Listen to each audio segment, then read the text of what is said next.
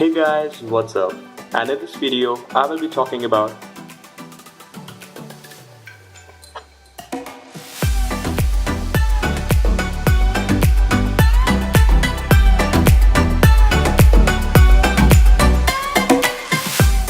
So the third case looks like this.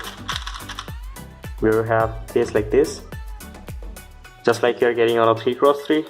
So all you have to do is like this, just like that. For one more time, hold the cube like this,